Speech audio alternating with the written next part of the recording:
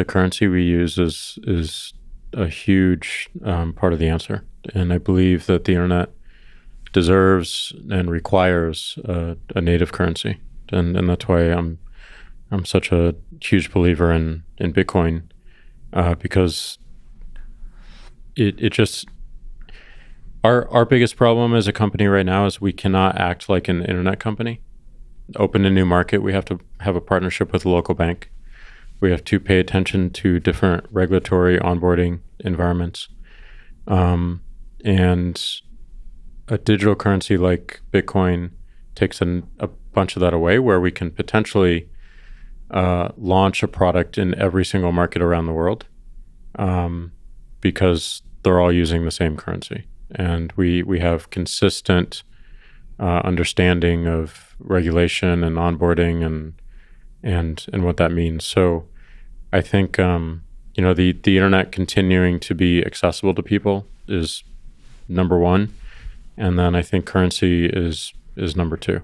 And it will just allow for a lot more innovation, a lot more speed in terms of what we can build and others can build, and it's just really exciting. So I mean, I want to be able to see that and feel that in my lifetime. I think the most beautiful thing about it is there's no one person setting the direction, and there's no one person on the other side that can stop it.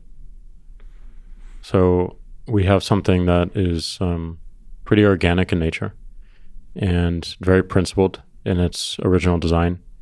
I think the Bitcoin white paper is one of the most seminal works of computer science in the last 20, 30 years.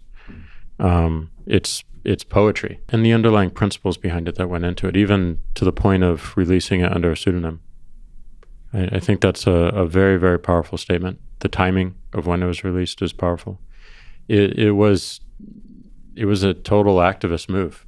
I mean, it's moving the world forward in a way that I think is extremely noble and honorable and enables everyone to be part of the story, which is also really cool. So you asked a question around 10 years and 20 years. I mean, I think the amazing thing is no one knows. And it can emerge, and every person that comes into the ecosystem, whether they be a developer or someone who uses it, can change its direction in small and large ways. And that's what I think it should be, because that's what the internet has shown is possible. Now, there's complications with that, of course, and there's certainly companies that own large parts of the internet and can direct it more than others, and there's not equal access to every single person in the world just yet, but all those problems are visible enough to speak about them, and to me that gives confidence that they're solvable in a relatively short time frame. I think the world changes a lot as we get these satellites projecting the internet down to Earth, because it just removes a bunch of the former constraints and really levels the playing field.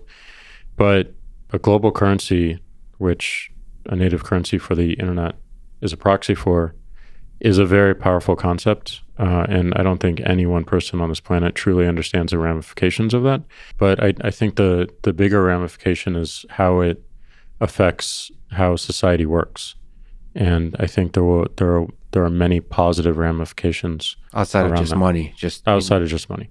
Money is a foundational layer that enables so much more. I was meeting with an entrepreneur in Ethiopia, and payments is probably the number one problem to solve across the continent, both in terms of moving money across borders between nations on the continent, or the amount of corruption within the current system. But the lack of easy ways to pay people makes starting anything really difficult. I met an entrepreneur who started the Lyft/Uber of Ethiopia, and one of the biggest problems she has is that it's not easy for her riders to pay the company, and it's not easy for her to pay the drivers.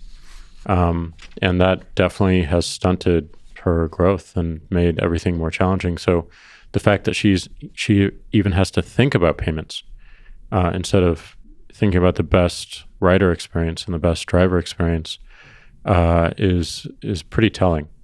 So I think as we get a more durable, resilient, and global standard, we see a lot more innovation everywhere.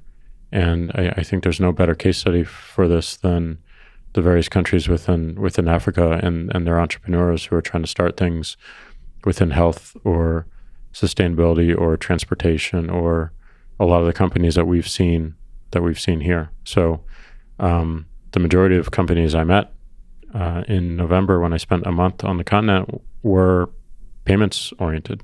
Anonymity is just kind of this, random, like drop something off and leave. There's no intention to build an identity around it. And while the identity being built was a short time window, it was meant to stick around, I think, and to be known. And it's being honored in,